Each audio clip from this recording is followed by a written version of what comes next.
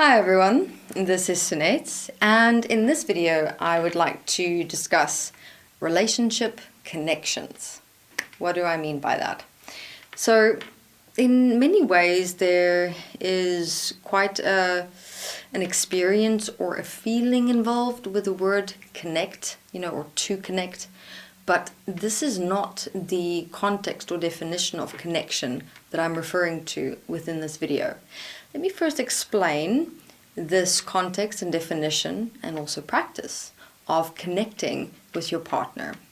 Right, so in many who have been walking the process of self-forgiveness and of sounding self-forgiveness, where, for example, let's say you are going through a very hectic time, with a job situation, family situation, friendship, but there are so many emotions and experiences going through you, and can't but help take it home, to your partner, and you start sharing and speaking about it, and you're just finding yourself in that turmoil. And where many have then practiced self-forgiveness and sounding it, where you sit with yourself and you start speaking self-forgiveness out loud, where the sound of your voice and the substance of your voice assists and supports with the releasing of the emotional experiences.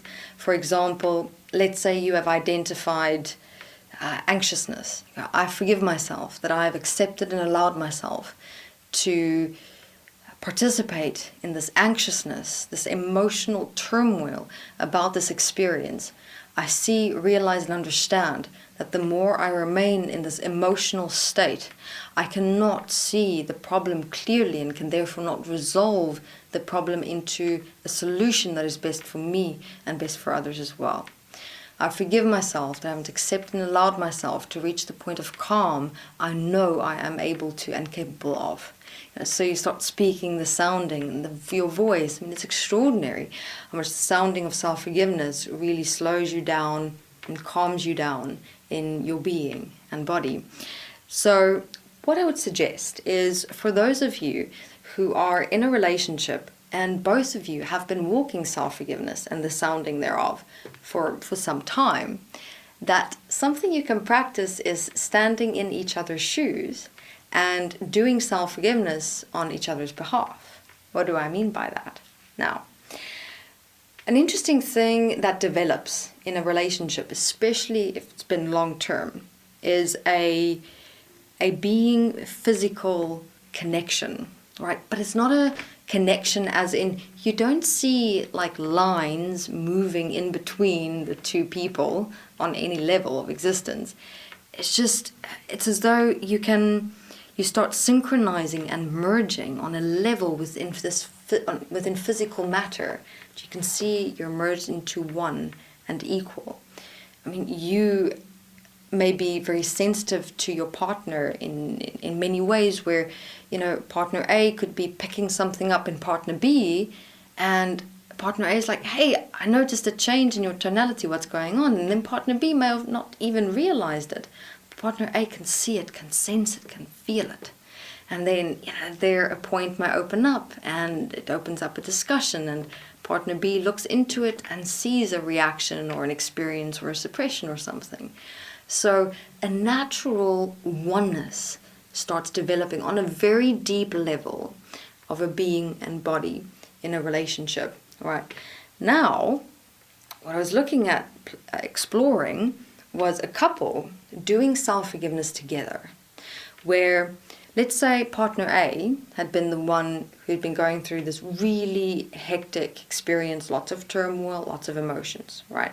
What partner B does is take a breath and slow down and kind of just in themselves sense, what their partner is going through or experiencing, and can connect or align with that oneness that's already here, that already exists. We just haven't accessed it or actually tapped into it. And then what partner B does is, it's almost placing yourself in the shoes of your partner and doing self-forgiveness as them on their behalf. Where you start bringing through the words and the experiences and sounding the self-forgiveness. What this process will assist and support with is realizing that unity that is already a part of you, already a part of your relationship, and how you can actually utilize that to assist and support in strengthening the oneness and the equality that does exist between the both of you. And then within that process, what this may in turn assist and support with strengthening is that ability to assist and support each other in everyday life so much more. In picking up those small, subtle moments of, hey, I heard something in your voice not sounding so great. Or you're suddenly walking with your shoulders like ever so slightly slumped. What's happening? I've noticed your head is down, you're a bit different. We talk about it. So it opens up a whole new world of exploring a relationship on deeper levels of awareness, where in that you will also inside yourself just naturally start becoming more aware of when you're suddenly changing because of emotion, because of thoughts, because of things going on inside yourself, that you can from the get-go start being aware of it, observing it, and direct it with writing or forgiveness and change. Because it is oftentimes the things we allow to linger in our minds and in our emotions and in our suppressions that create so many problems in our relationship with ourselves, our partners, and our everyday life experience. All right, so here is something for individuals in relationship together who's been walking process, doing the sounding of self-forgiveness.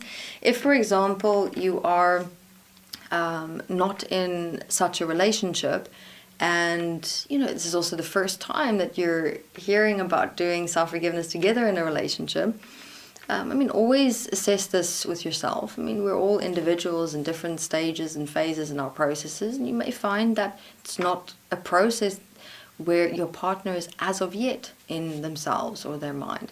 But you can still, on a personal self level, reach this or more tap into or realize this relationship that you already have with yourself, with your body, where with sounding of self-forgiveness, especially using your voice, how much emotion or experiences and reactions you can naturally release with the sound of your voice, and how much more that strengthens your being, yourself, and your awareness to direct your thoughts and your reactions and things coming up inside of you in your everyday life moments. To not accept and allow them to linger for too long inside your mind. It's those lingering things, that we tend to leave and think, no, it's not too much of a problem, that eventually starts building, and then we have the emotional explosions. We have the ability and the capacity to become so much more aware and direct things and change and move and resolve as they come up, rather than waiting for consequence to happen. All right, thank you very much and enjoy.